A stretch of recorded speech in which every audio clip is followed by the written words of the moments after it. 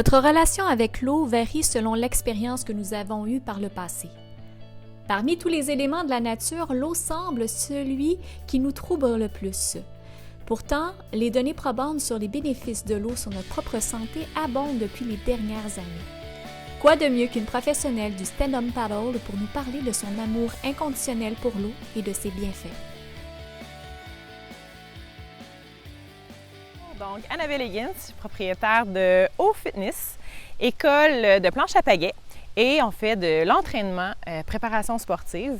La mission que j'essaie de transmettre le plus, en fait, de transmettre une passion avant tout, d'avoir des habitudes de vie saines, actives, tripantes, qui rentrent les éléments avec ça.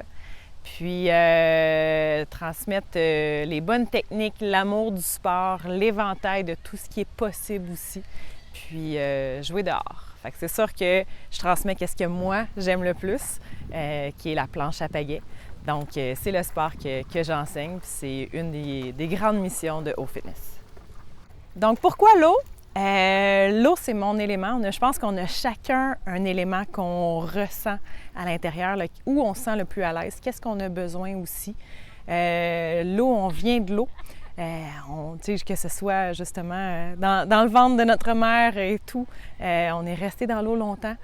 Habituellement, on a une bonne relation avec l'eau, puis des fois de venir réconcilier avec ça aussi, je trouve que c'est important. Qu'est-ce que ça fait? C'est très difficile à décrire parce que c'est beaucoup du ressenti. Puis même que, on le voit, là, que ce soit au niveau biomécanique et tout, le système nerveux central est très, très sollicité lorsqu'on arrive en instabilité sur l'eau. C'est un lâcher-prise, un laisser-aller qui est obligatoire. Donc, ça l'oblige les gens à être dans l'instant présent, à devenir un petit peu en harmonie avec ça.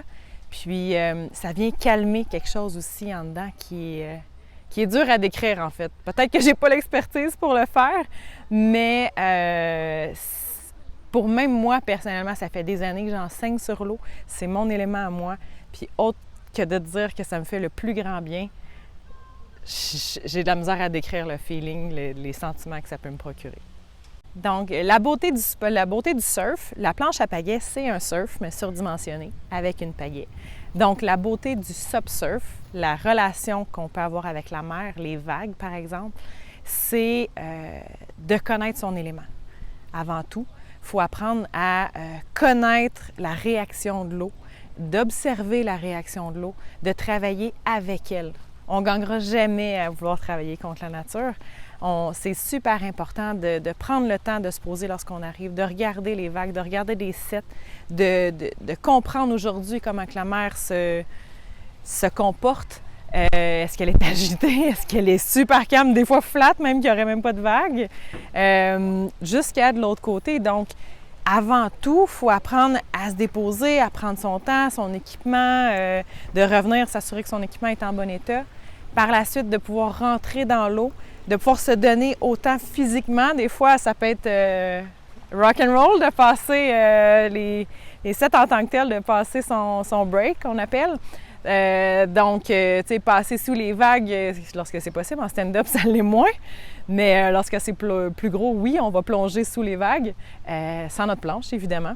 Mais donc, de pouvoir se rendre là-bas, moi, j'ai des souvenirs, j'ai des choses qui viennent me rechercher encore avec les années de l'autre côté, d'avoir vu la nature, autant des dauphins, des requins que des tortues en mer. On dirait que les animaux viennent te dire bonjour aussi. Puis, si on peut se déposer, puis juste rester avec la respiration de la mer qui est magnifique, là, qui est un sentiment que moi, je pourrais passer mes journées et à la regarder et à être de l'autre côté. Peut-être pas à passer mes vagues, je serais très épuisée, mais donc, et de choisir la bonne vague, la ressentir, puis le sentiment qu'on vit lorsque la propulsion qu'une vague peut nous apporter, de venir jouer avec elle, c'est un sentiment c'est pour ça qu'il y en a plusieurs des fois qui ne reviennent pas puis qui restent proches de la mer. Et je les comprends totalement. Donc, mais c'est vraiment une des raisons pour laquelle le surf est thérapeutique, l'eau, mais le sport aussi est très thérapeutique. On peut penser aussi à donc tous ces éventails-là, que ce soit autant calme, que ce soit en intensité, que ce soit de vivre des émotions fortes lorsqu'on est sur notre vague, qu'on peut vivre dans le quotidien aussi, donc dans notre vie, mais qu'on peut se servir de cet apprentissage-là dans beaucoup de sphères de notre vie. Puis, quand on est des grands amoureux du surf, ça nous fait un grand plaisir de mettre du surf dans toutes les petites parcelles de nos journées, de notre semaine et tout ce qu'on souhaite, évidemment. La surf-thérapie est une thalassothérapie naturelle, dite active et non passive, basée sur la pratique régulière du surf, du stand-up paddle, de la marche, de la natation et du yoga en bord de mer. On compte aujourd'hui plusieurs associations qui promouvoient et démocratisent ce type de thérapie en Australie, en France ainsi qu'aux États-Unis. Cette approche en plein essor depuis les dernières années gagnerait davantage à être connue considérant les bénéfices. Que ce soit pour des personnes atteintes d'un cancer, d'une maladie chronique ou d'un handicap, la surf-thérapie est utilisée autant pour améliorer les conditions sociales, psychologiques et physiques des personnes. Pour paraphraser Jon Kabat-Zinn, vous ne pouvez pas arrêter les vagues, mais vous pouvez apprendre à surfer.